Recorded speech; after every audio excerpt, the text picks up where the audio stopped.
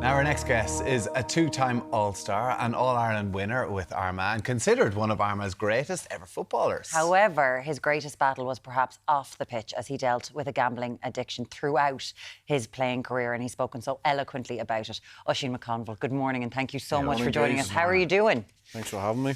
You wrote the book, The Gambler. I remember when that came out, people were kind of just taken aback. And then it all started to emerge, the serious gambling addictions that were involved in quite high-up GAA players. For you, how did it all start?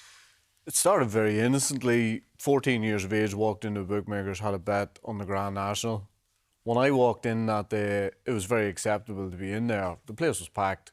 14-year-old lads, 80-year-old women, didn't matter. But there was something about it when I walked in. It wasn't just about having the bet, it was the noise. And see, when I went to bed that night, the only thing, when I closed my eyes, the only thing I could hear was the noises. And I couldn't wait to get back in there. I went back in about 3 weeks later. Again, small bets. I seen other guys in the bookies and I thought, I want to be like them. Wads of money. You know, as far as I was concerned, they were winners. And that played a big part in the rest of my life, was perception. You know, as far as, you know, looking at other people and thinking, I want what they have. And at 18 years of age, I was in the midst of a gambling addiction. After 4 years, it accelerated quite quickly.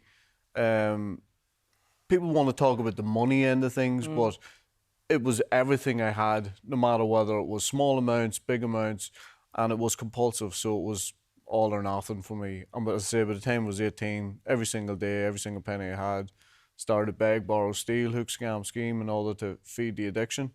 I never seen my life develop like that. And actually, even at the time, I never took a step back and thought, is there something wrong here? Is this the norm?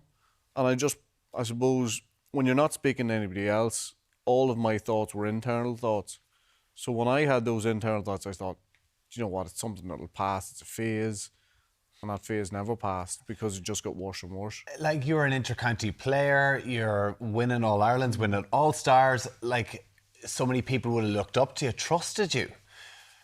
With this all going on in the background, when did it come to a head that there's something wrong here, something I can't just step away from? And I'm sure money that you owed people became a real issue. Well, my major issue started when I started to borrow money, you know, in my early 20s. Probably by the time I was 25, 26, I realised I had a problem. I had a fair idea what I needed to do in order to get over that problem or seek help. And I had people there who would have helped me. But I didn't have the courage. I was embarrassed, I was ashamed. I was an inter-county footballer. As far as I was concerned, there was a lot of bravado there. I wasn't going to be running around asking people for help. As far as I was concerned, when people met me, they talked about football. I was a footballer.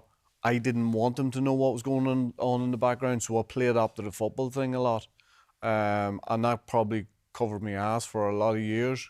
But something happened that kind of made us go, this is mad. In 2004, Armagh were playing Donegal, and you're walking out onto the pitch. Was it in Croke Park? What happened? Actually, we stayed in the City West at the time. We were on the bus to Croke Park, and on the way I got a message from a loan shark saying to watch my back today, that it was going to be got.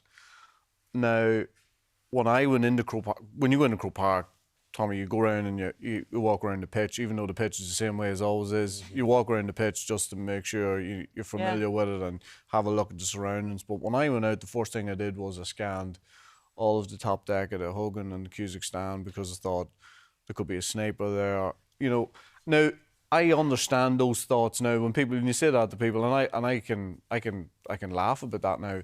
But when at the time, that was my thoughts. And as I say, it doesn't seem that logical now, but at the time, anything seemed possible.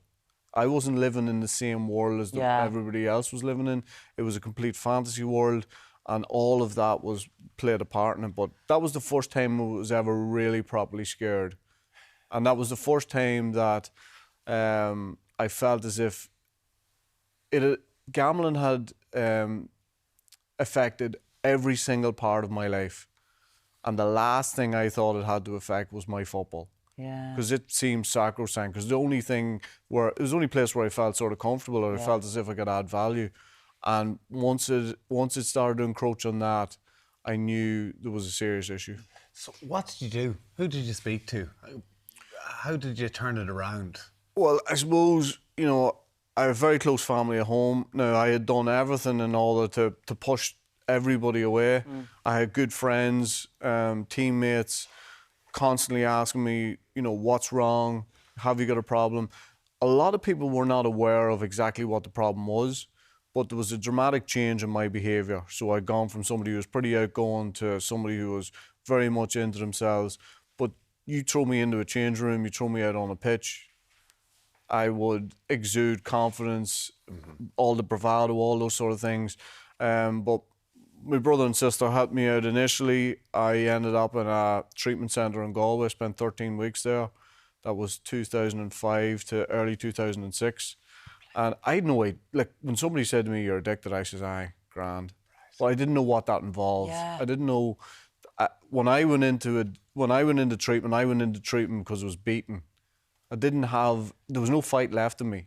Do you know what I mean? Do you worry nowadays for people who might be going through this? Because you were going into physical betting shops. Nowadays it can be so much more secretive with the apps and availability out there. And this is like an issue that is a very gambling legislation, hidden addiction.